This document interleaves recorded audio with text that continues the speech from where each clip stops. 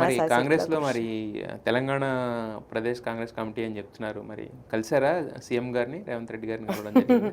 ఆయనకైతే నాకు ఇంతవరకు అపాయింట్మెంట్ దొరకలేదండి. ఆయన చాలా బిజీగా ఉన్నారు. బిఫోర్ జాయినింగ్ కలవటం జరిగింది.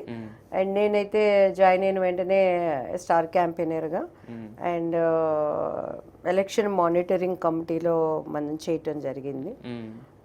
సో ఇక ఐఎమ్ ఆల్సో వెయిటింగ్ ఆయన కలవటానికి కానీ మాట్లాడటానికి కానీ.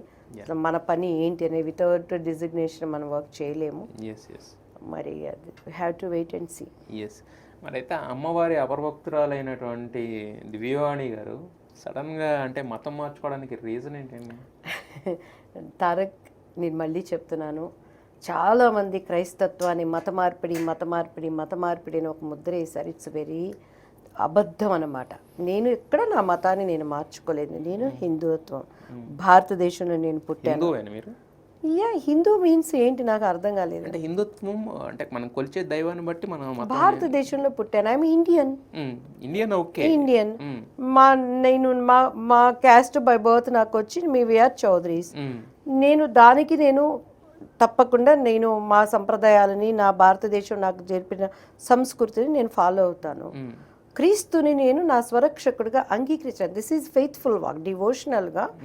బైబుల్ ఏంటి, అసలు ఆయన ఎవరు, ఈ లోకానికి ఎందుకు వచ్చాడు అనేది నేను విశ్వసించి అంగీకరించాను. అంత మాత్రాన నేను ఇప్పుడు జరుగుతున్న సమస్యలు గొడవలు మనకు అంత తటాపుట్ట సర్దుకొని నేను వేరే దగ్గర పోవాల్సిన కర్మ మాకు లేదు. కర్మ అని అంటలేదు. ఇప్పుడు ఇది మతం కాదు నాన్న, మార్గం. మార్గం అదే, ఎందుకంటే చాలా మంది క్రిస్టియానిటీ బొట్టు కూడా పెట్టరు యాక్చువల్గా. మీరు బొట్టు పెడుతున్నారు అంటే మీ ఇంట్లో ఎలా అంటే మార్గం అంటే రెండు ఉంటాయి. ఇప్పుడు మతాన్ని బట్టి దాన్ని అనుసరించి ఒక మార్గం ఉంటుంది యాక్చువల్గా. నేను బొట్టు ఎందుకు పెట్టుకుంటున్నానంటే యాక్చువల్గా ఎందుకు పెట్టుకోకూడదో నాకు తెలుసు, కానీ ఇంట్లో మా వారి ఇంకా ఆయనకి తెలీదు క్రీస్తు ప్రేమ ఏంటి, క్రీస్తుని ఎట్లా అని. సో మన సంప్రదాయాలు కొన్ని ఉన్నాయి, వాళ్ళని ఎవరిని నేను కష్టపెట్టకూడదు, వాటికి మనం విలువ ఇవ్వాల్సిన ఒక ఇది ఉంది కాబట్టి తనని కష్టపెట్టకుండా నేను పెట్టుకుంటాను. అంతేగాని ఇది మత మార్పిడి అనేది చాలా తప్పండి. ఎవరిని మార్చలేరు. ఇది ఒక మార్గం. ఆ మార్గం ఎక్కడికనేది మనం గ్రహించుకున్నప్పుడు దానిని మేము అంగీకరించాం. అలా అని ఎదుటి వాళ్ళతో మనం తర్కాలు కాదు, మనం చేస్తే వాళ్ళ విలువలు ఉంటాయి. అసలు అటువంటి ఆర్గ్యుమెంట్స్ కూడా నేను ఎప్పుడు వాల్యూ ఇవ్వను. మనకు మంచి తెలిసిందా చెప్పటం మన ధర్మం.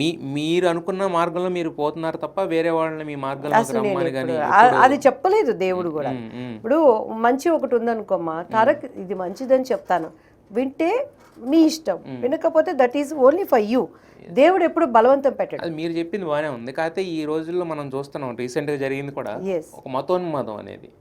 మతం పాటించడం వేరు, ఫాలో అవడం వేరు, మతోన్మాదం వేరు. మరి మతోన్మాదంతో జరిగే అలాంటి దారుణాలను ఎలా చూడాలి?